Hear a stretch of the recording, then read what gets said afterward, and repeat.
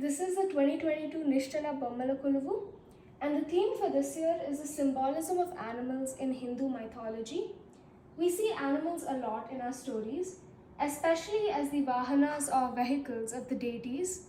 And so today I will explain how they came about, what they represent, and how we can use them in our lives.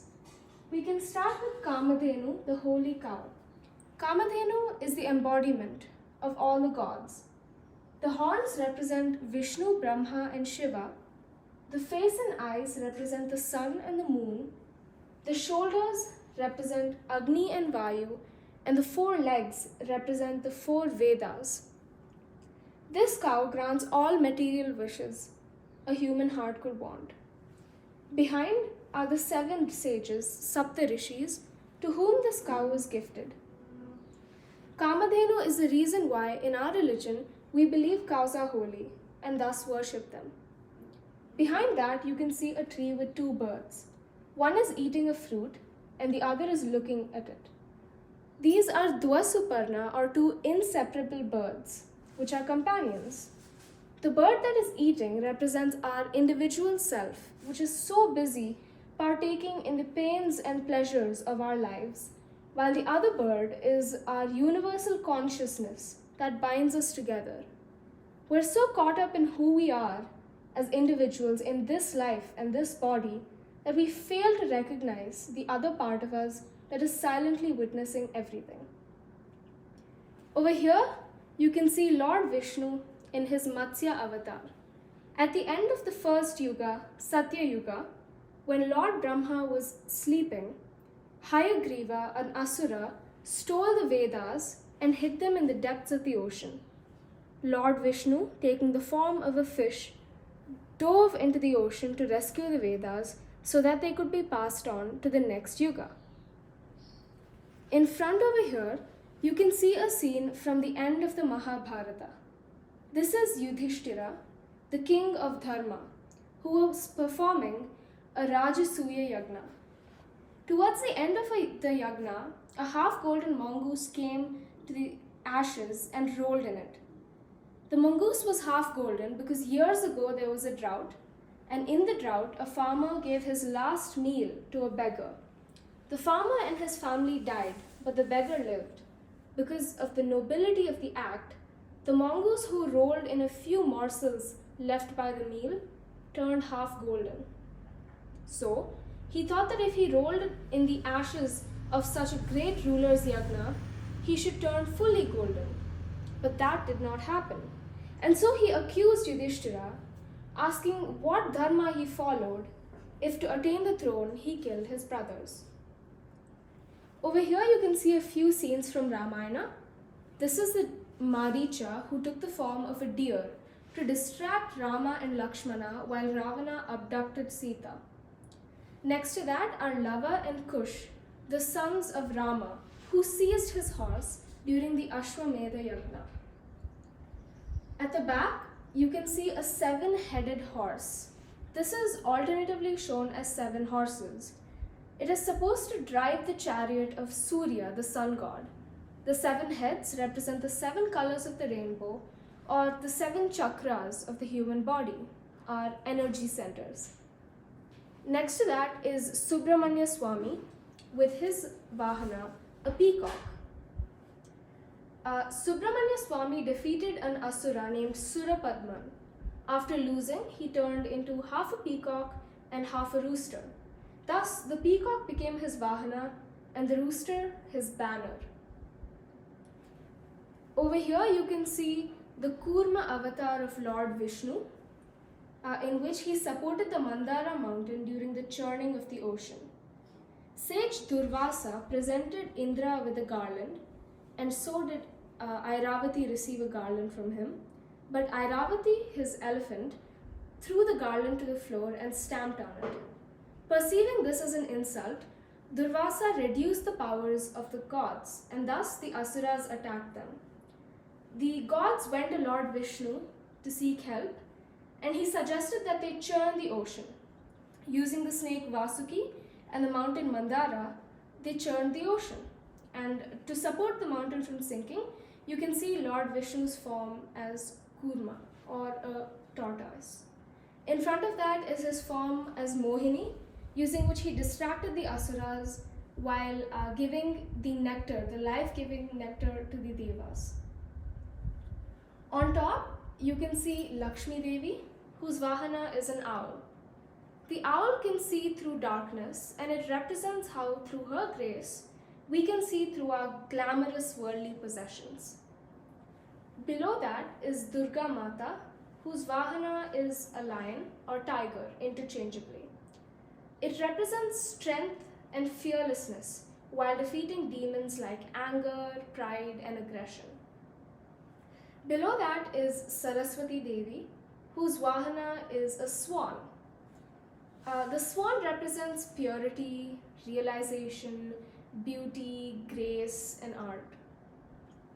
Sometimes a peacock is seen next to her, and that represents arrogance over our beauty and appearance.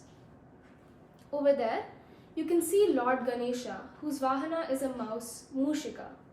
Because of its small size, the mouse can make its way through pretty much anything, and it represents how Lord Ganesha can find a way through our lives and help solve our problems, which is why we pray to him at the beginning of any puja or event. The mouse came to be because Lord Ganesha challenged an Asura, Mushikasura, to a duel. The Asura was tormenting a lot of villagers and thus was very arrogant. So he accepted the duel, and having lost, he subjected to Lord Ganesha as his Vahana, a small mouse. This is seen in front. Next to Lord Ganesha, you can see Indra next to his elephant, Airavata. His actual Vahana is a horse named Uchai Shravas, which is 7-headed and white in color. Indra sees this horse during the churning of the ocean or the Samudra Mantana. Next to Lord Indra is Brahma, whose Vahana is also a swan. It is believed that the swan can separate milk from water, and it represents how his creations can separate right from wrong to attain salvation using the buddhi he has bestowed us with. Next to that is Lord Shiva, whose Vahana is Nandi the bull. A bull is headstrong and has blind power, but thanks to the Lord, it can be turned to an enlightened Nandi. Next to that is Lord Vishnu, whose Vahana is Garuda, a hawk. It has wide vision and great speed, which represents keen observation and mobility. To that end, you can see the peacock feathers, which, as discussed before, represent vanity over external appearance. It is believed that Mayura was created from the feathers of Garuda, and those were dull and short. But during a war against Ravanasura, Indra hid behind the feathers and thus won the war. As a token of gratitude, he gave them long and beautiful feathers. Sometimes you'll see that the peacock is associated with goddess Lakshmi, the goddess of prosperity. And so, some people believe that if you put these feathers in your house, you will attract wealth and prosperity. In front of that, you can see in the blue the Varaha avatar of Lord Vishnu, using which he rescued Bhudevi from the depths of the ocean, where she was placed by Hiranyaksha, the demon.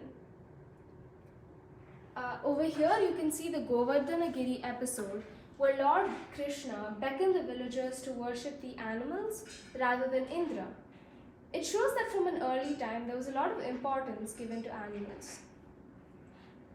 Over here are a few more scenes from our mythology depicting animals. You can see Krishna, who slayed Aghasura, posing to be a cavern when he opened his wide mouth into which the cowherds entered.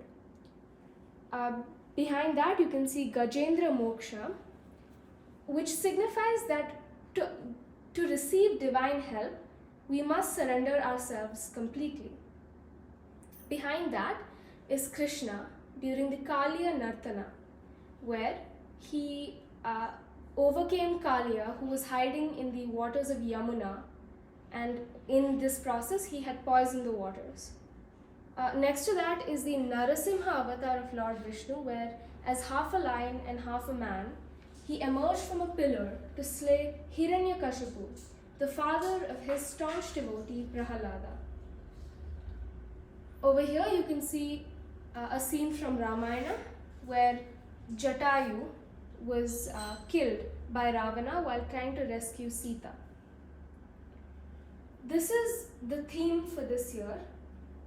On the other side is a more traditional setup with 7 steps. On top you can see the Dashavataras, or the 10 avatars of Lord Vishnu. Below that are the 9 forms of Durga.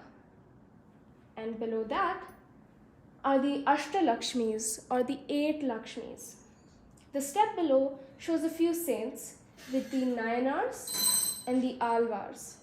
The lady in the Alvars is known as Andal. Below that are a few more scenes depicting different sages.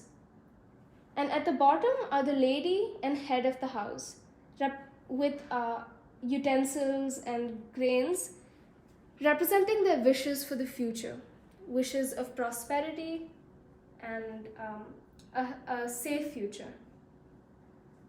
This is a scene of a wedding where you can see right from the wedding to the procession at the end.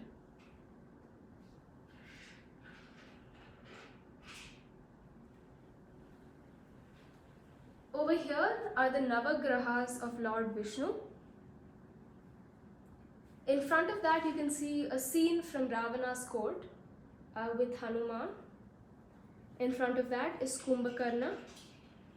And in front of that is a scene depicting a Seemantam, which is a baby shower.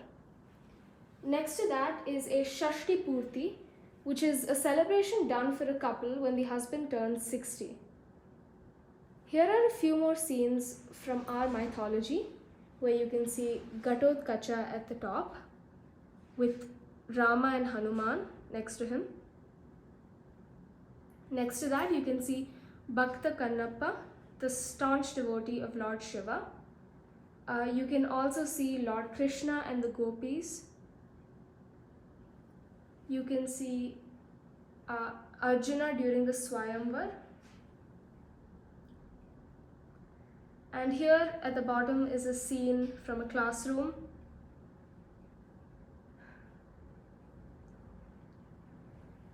And over there is Lord Shiva with his son and wife on Mount Kailasa.